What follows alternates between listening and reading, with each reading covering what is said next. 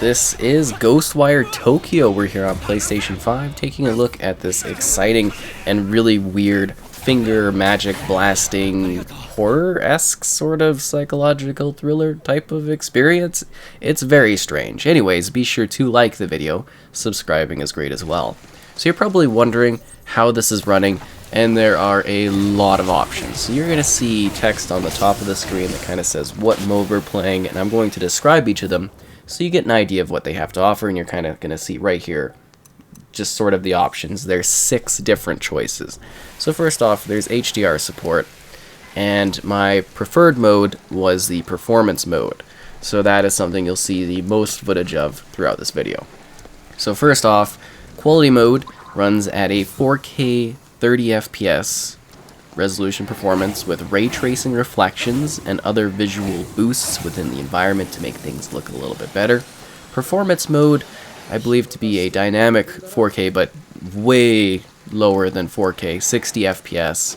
No ray tracing, you get spatial reflections instead. Then we have HFR quality. So HFR is high frame rate, just in case you are wondering, and there are 4 HFR modes. So HFR quality provides a 4K 60 FPS target with the ray tracing reflections and other visual boosts. So it's basically quality mode, but they've uncapped the frame rate. So it runs at something like 45 FPS. So not the best experience. Then there's HFR performance, which again, uncapped. So it's again, I believe to be dynamic 4K, but much lower at 60 FPS or higher. So that one also, really pacing wise, it wasn't the best to play. HFR Quality VSync is another option. So VSync is going to help kind of smooth things out at a base kind of, here are the details of what it does. Obviously there's a lot more to VSync than just that, but that's kind of just the brief idea of it. It smooths things out.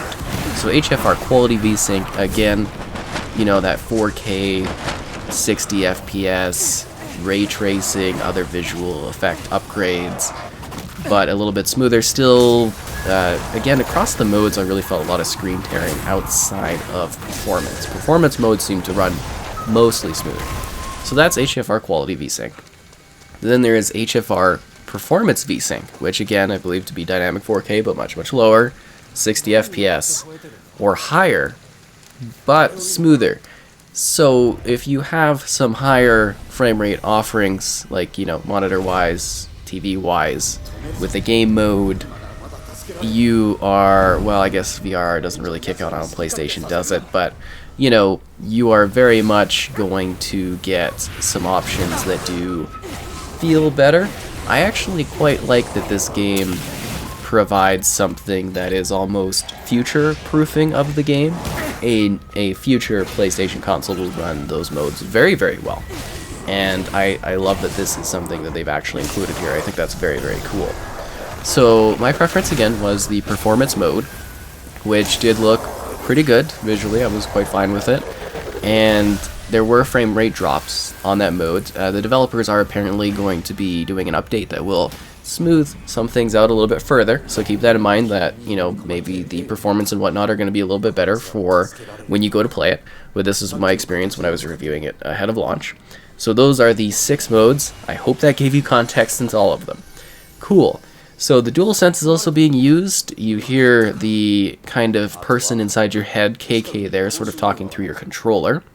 And the game has really nice, well, not necessarily crazy levels of like rumbling. You seeing like the screen tearing there going on. Anyways, you can kind of feel it pretty nicely as you're going through things. The triggers are really cool for kind of doing the grappling of enemy kind of heart things that you're taking out. So nothing in this should be spoilerish. This should all be spoiler free. It's just kind of random gameplay clips from throughout the journey. If you could piece them together and come up with a story from the clips I show here, that would be insanely marvelous, and I would be truly impressed if you could do that. So this is, like I mentioned, a first-person finger blam shooting kind of game, where you are going through I think it's like a portion of Tokyo or something like that, where there's this sort of ghostly happening. A bunch of people's souls and whatnot have been sort of sent outwards, and you are someone that a particular soul character has hatched onto. KK has hatched onto you. You have a sister. You are trying to save your sister from a mysterious masked individual, and that is kind of the journey, the main story. So that should take you at least several hours. I would say 7 to maybe 12 hours if you're working just through the story content. If you're doing a bunch of the extra things, it could take about up to 20 hours or less, I would say, to kind of get everything rolling, I would assume.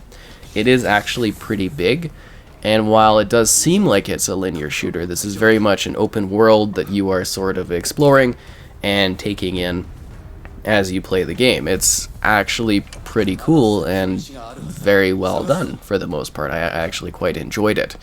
The narrative isn't anything too necessarily deep, but it is semi-emotional in what it provides, and it was actually kind of interesting. The mystery, the trying to figure out what exactly this game was about, I jumped in entirely fresh without having really, seen too much or really had context into what everything was, and I was like, this is weird. And that's also kind of cool to play a game this strange, because, shooters, we definitely see a lot of typical shooters these days. We know what to expect from the genre, but this one is quite different. So from a narrative standpoint, I actually liked the story. There was a good sense of pacing for a shooter. I thought it was a good length. I had fun working through it and blasting things and using the different abilities that are present. We'll talk about the skills and whatnot in a little bit here, but I want to focus again on the story aspect first. So I liked the lead characters. I think the voice acting and the performances were quite good. I liked the craziness that was going on. There are some more scripted scenes. There's some cinematic moments. There's a good balance of regular combat, world exploration, and then, kind of narrative delivery, and I think that was quite cool. I think it was, again, a good length for what it provides story-wise. I quite liked that. It didn't feel like it overstayed its welcome, although I would have almost wanted a little bit more out of that main story.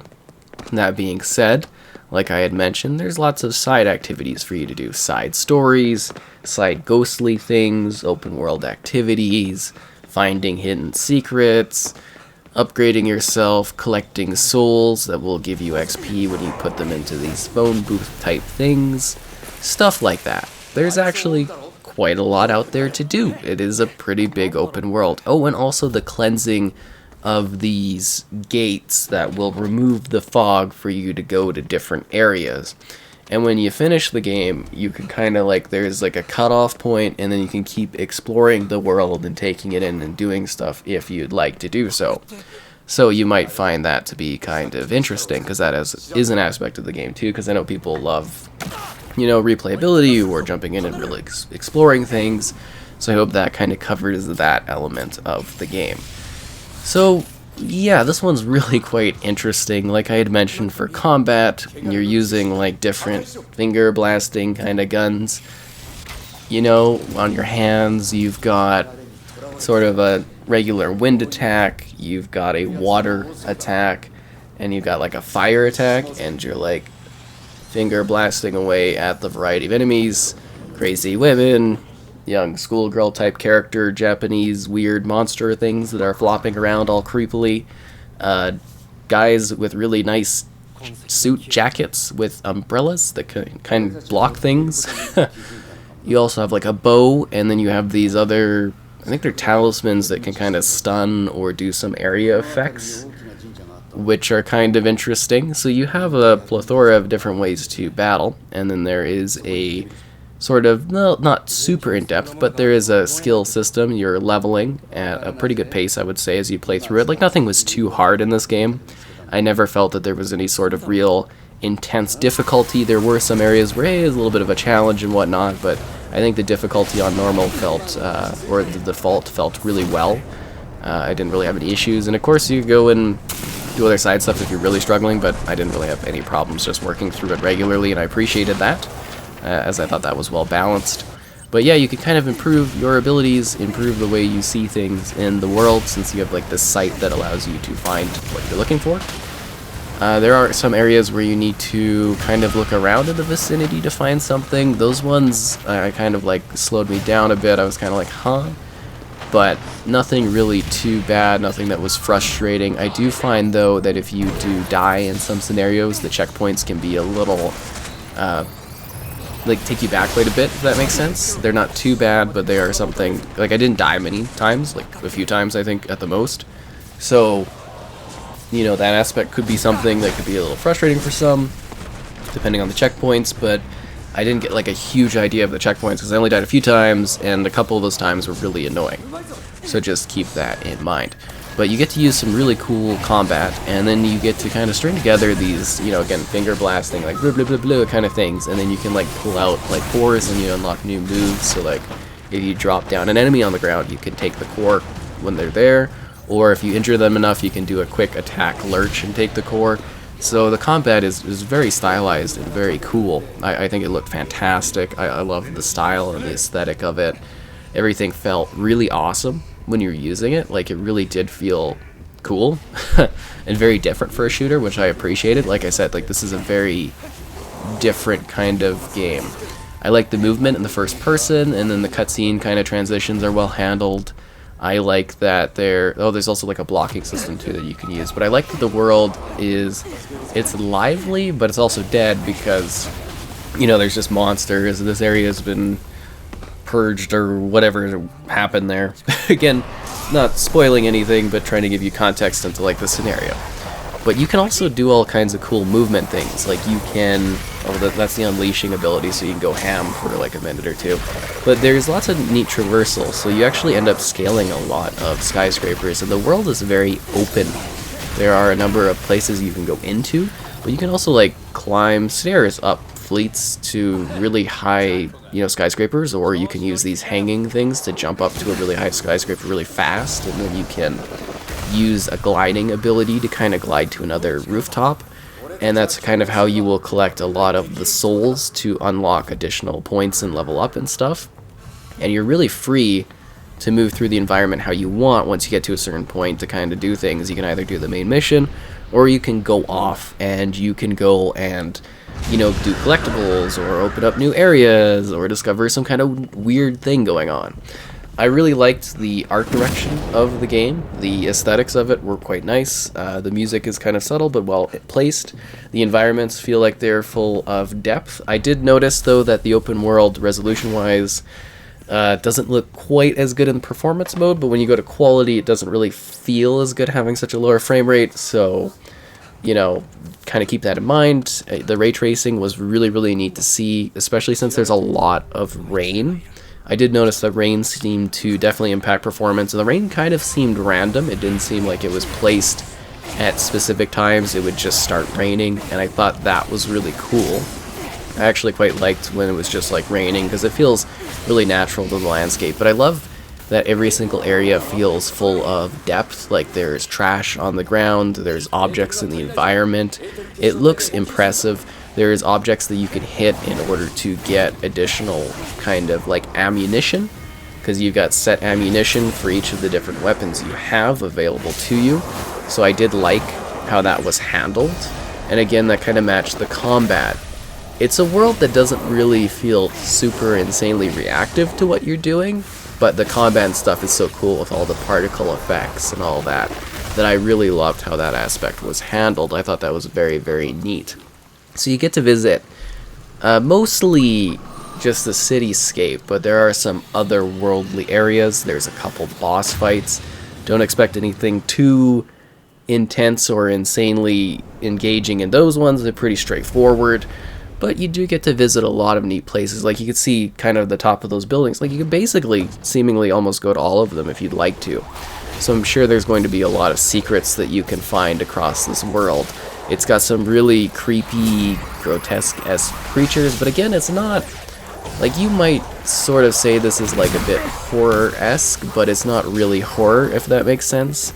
I would say a little bit maybe psychological thriller, a little bit, because there's a sort of like mystery kind of thing going on, but it's a pretty straightforward, heroic type story of this character and this, you know, spiritual type character coming together to go and have a common cause and that's sort of the straightforward story. There's not anything too crazily dynamic to that. There's no real intense twists or turns. It's a pretty straightforward story.